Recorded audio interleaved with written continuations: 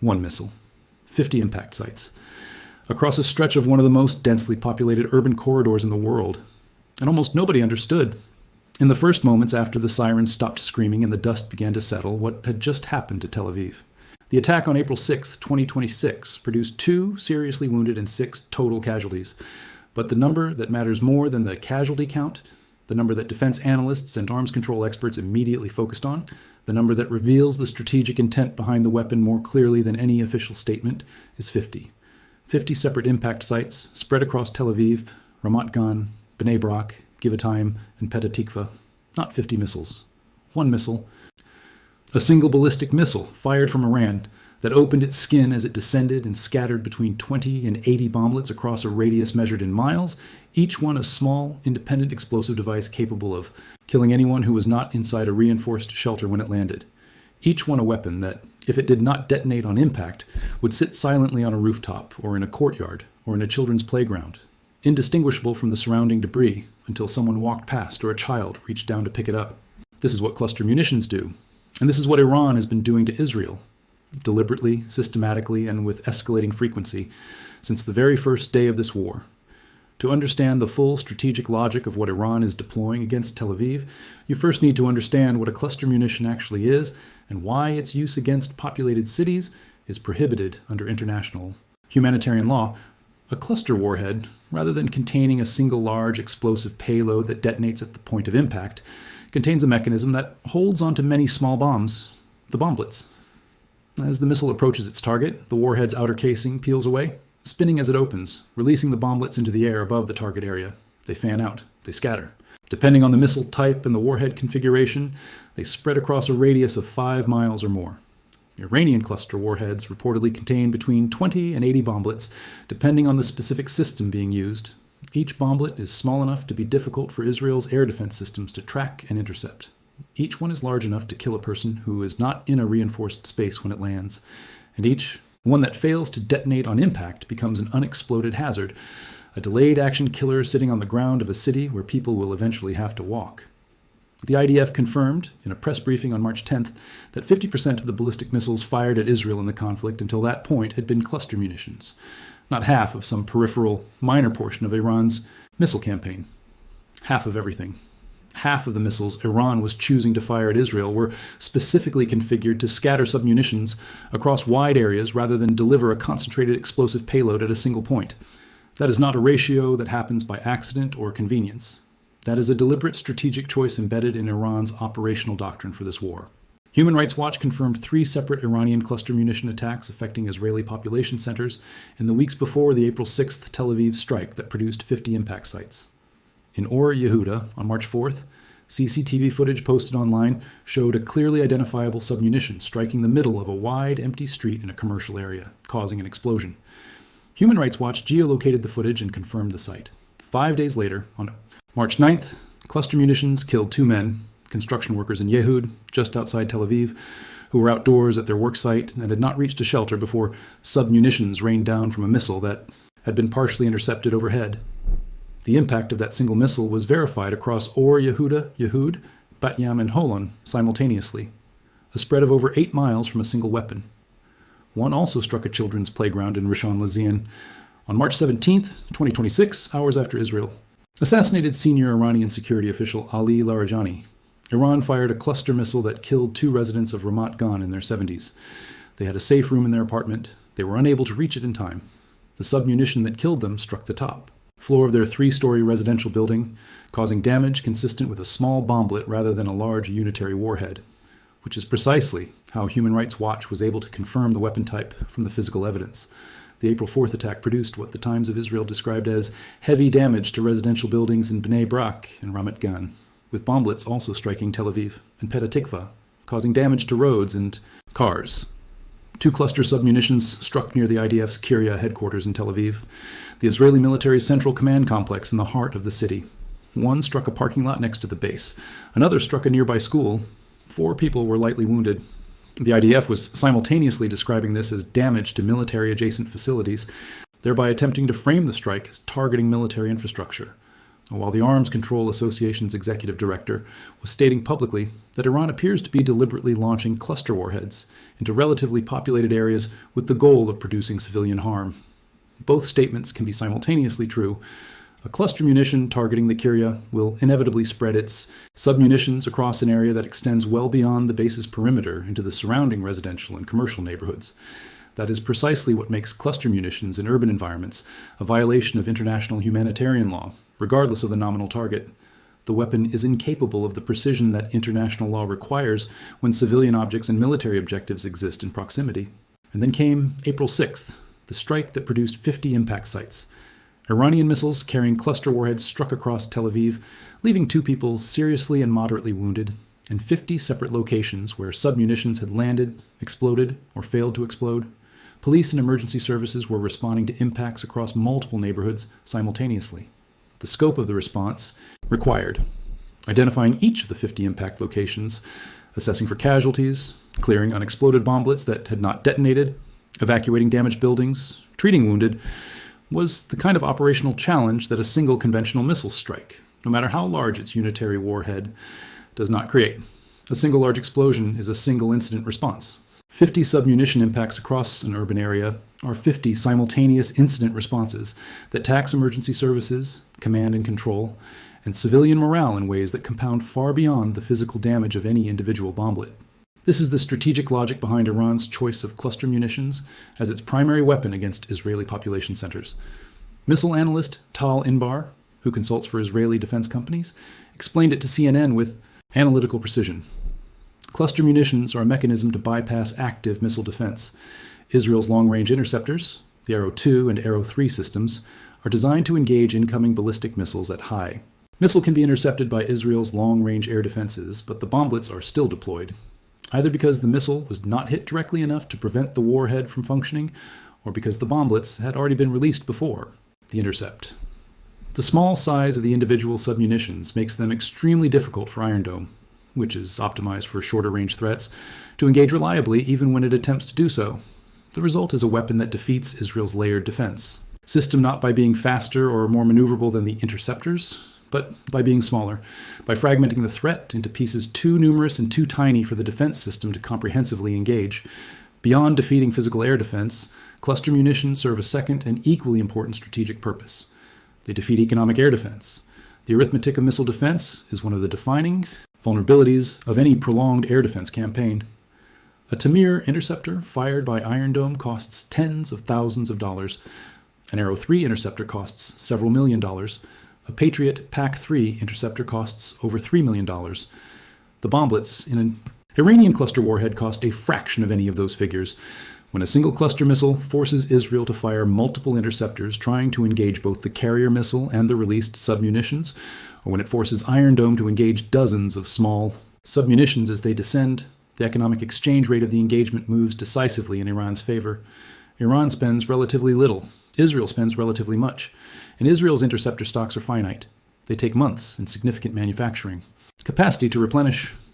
Iran's cluster warhead stockpile, while not unlimited, is substantially less constrained in the near term than Israel's ability to generate the interceptors needed to counter every submunition.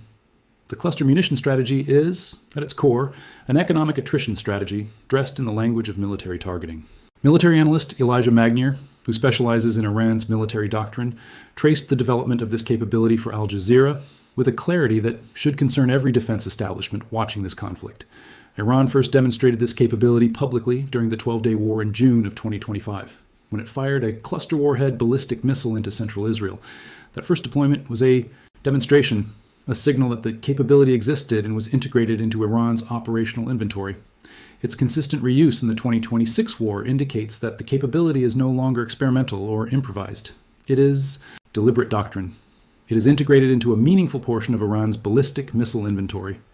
It is being deployed at a frequency, half of all missiles fired at Israel, according to IDF data, that reflects a conscious operational decision to make cluster munitions a primary tool of Iran's campaign against Israeli population centers rather than a supplementary or occasional addition.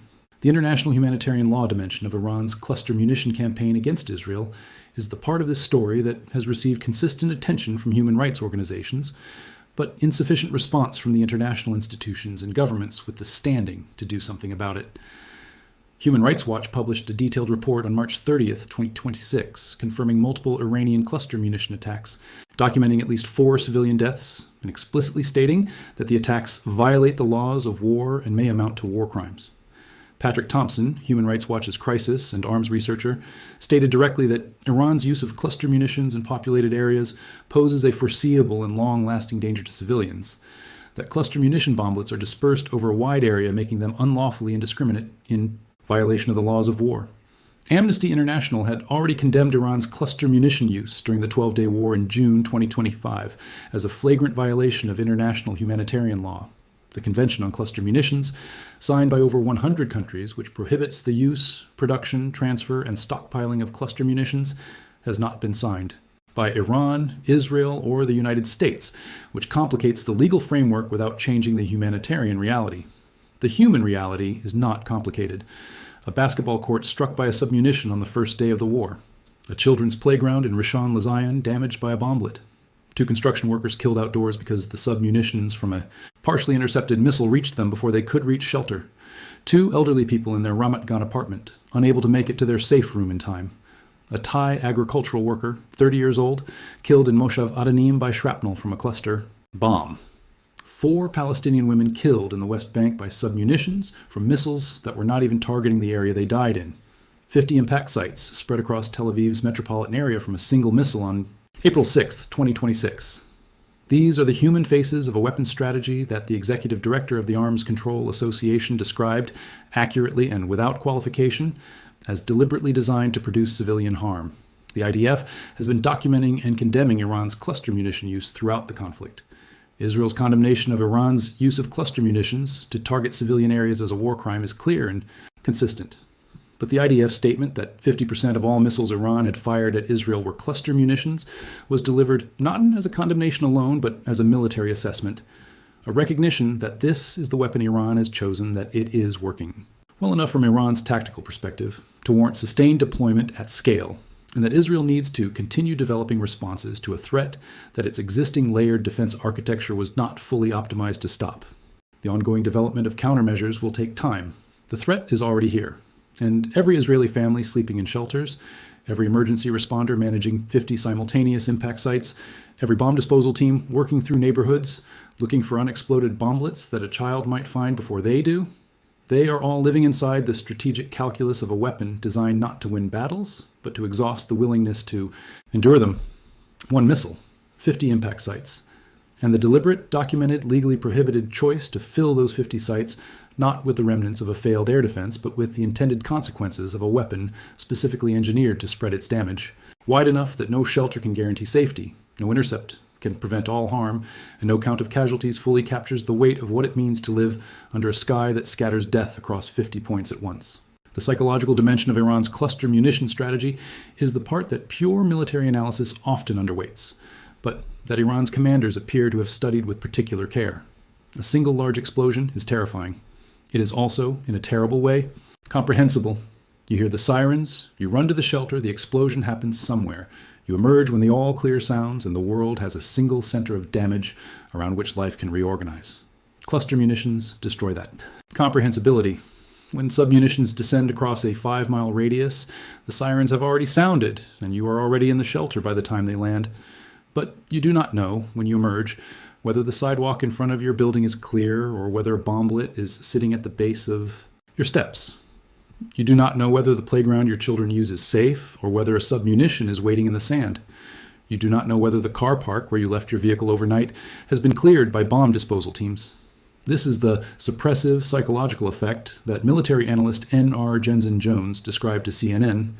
Iran is seeking to wear down Israeli resolve and impose economic and social costs by forcing people to continually shelter from attacks and then emerge into an environment of persistent, unexploded hazard. The ongoing use of such munitions is intended to have a primarily suppressive and psychological effect. It is not designed to win a battle in the conventional sense.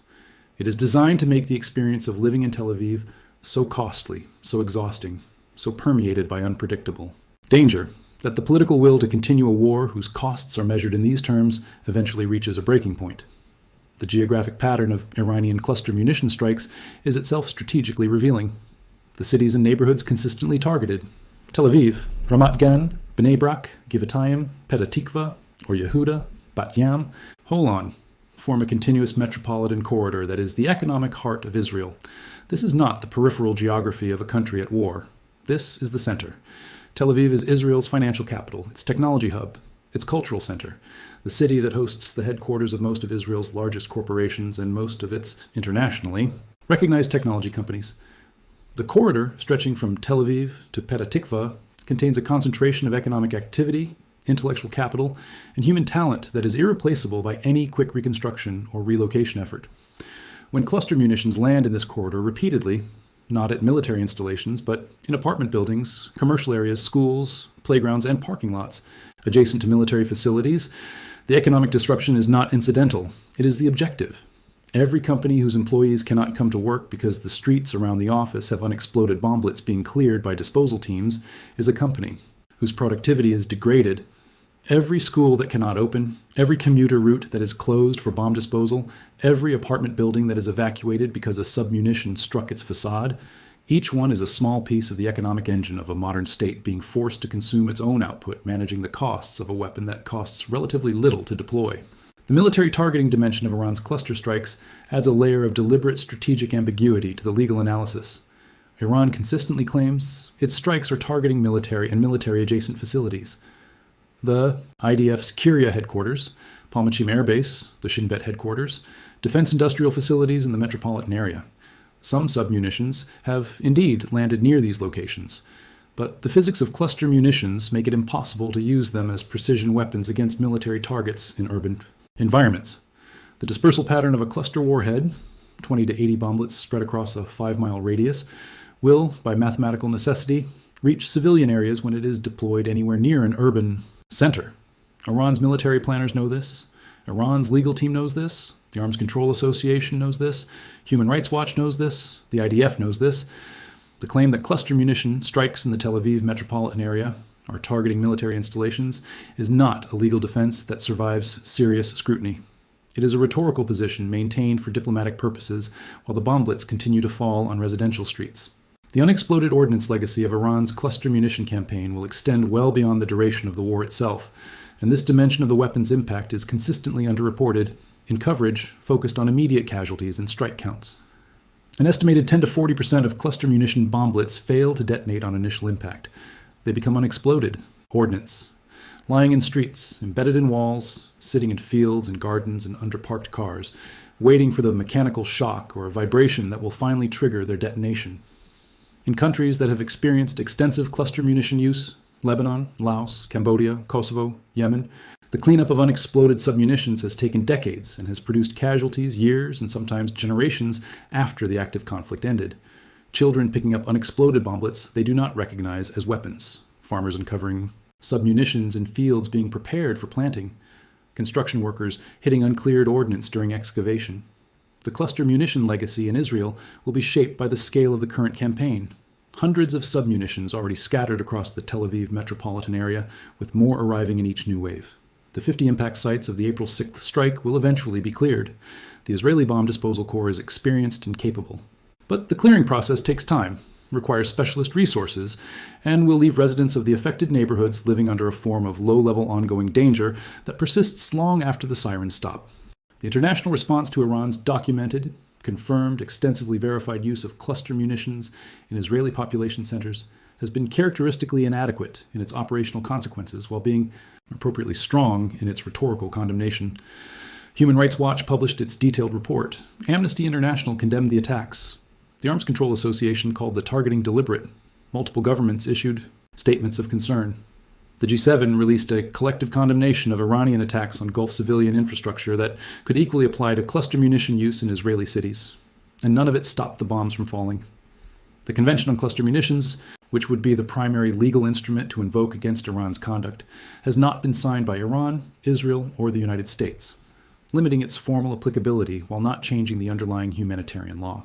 Assessment that cluster munitions used against civilians in populated areas violate the laws of war regardless of treaty status. The UN Security Council remains paralyzed by Russian and Chinese vetoes of any binding resolution. The International Court of Justice, the International Criminal Court, and other accountability mechanisms operate on timelines measured in years, not in the hours between one cluster missile strike and the next. The gap between the documented reality of what is happening to Tel Aviv's civilian population and the institutional capacity to hold the perpetrators accountable is one of the defining features of this war and of the era of warfare that this war is ushering in. The strategic evolution of Iran's cluster munition capability since the 12-day war in June 2025 represents exactly the kind of rapid, combat-driven technological and doctrinal development that makes the current conflict so difficult to manage within conventional deterrence frameworks. Less than a year ago, Iran was demonstrating that it possessed cluster warhead ballistic missiles. Today, it is deploying them as half of its total missile strikes against Israel, is refining its targeting to maximize submunition coverage across metropolitan areas, and is combining cluster strikes with Sagil-2 precision strikes and drone swarm tactics in a coordinated campaign that taxes every layer of Israel's defense simultaneously. The pace of Iranian tactical development, from first demonstration to systematic operational deployment in under 12 months, reflects a military organization that is learning from each engagement and iterating its tactics faster than most Western defense establishments would credit it for. The 50 impact sites on April 6th were not an accident. They were the operational product of a learning curve that Iran has been ascending since June of 2025. And the trajectory of that curve suggests that the next cluster strike will be more sophisticated, more carefully targeted, and more precisely calibrated to defeat Israeli countermeasures than the last one was. One missile, 50 impact sites, 2 people seriously wounded, 50 locations where submunitions landed across one of the world's most densely populated urban corridors, and a weapon that is illegal, documented, condemned by every credible human rights organization on Earth, explicitly characterized as deliberate by the leading arms control institution in America, and still falling from the sky over Tel Aviv, because nothing in the current international response architecture has the speed, the binding authority, or the operational capacity to stop it. The bomblets that fail to detonate will wait. The streets will be cleared one by one, the playgrounds will be inspected and certified and reopened, and then the sirens will sound again. And somewhere in the sky above Tel Aviv, another cluster warhead will be opening its skin, spinning as it opens, releasing its payload across a 5-mile radius, each piece a small, independent, indiscriminate death waiting to find whoever is not deep enough inside their shelter when it lands. And this brings us to the most uncomfortable dimension of all. Iran is using weapons explicitly banned under international law against Israeli civilians in populated urban areas, documented by Human Rights Watch, confirmed by the IDF's own data, condemned by every credible arms control institution on Earth. And simultaneously, Trump is threatening to destroy every power plant in Iran, a threat described by those same institutions in exactly the same legal terms. Indiscriminate, civilian targeting, a potential war crime. The mirror symmetry of those two positions is not comfortable for any preferred narrative. Both governments are committing or threatening actions that credible institutions characterize them as violations of the laws of war.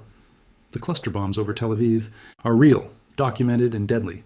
The power plant threats over Iran are real and equally lethal in potential for the 90 million people who depend on electricity for their hospitals and water. The war crimes being committed and threatened in this conflict do not choose sides. They accumulate on both sides with each passing wave of strikes.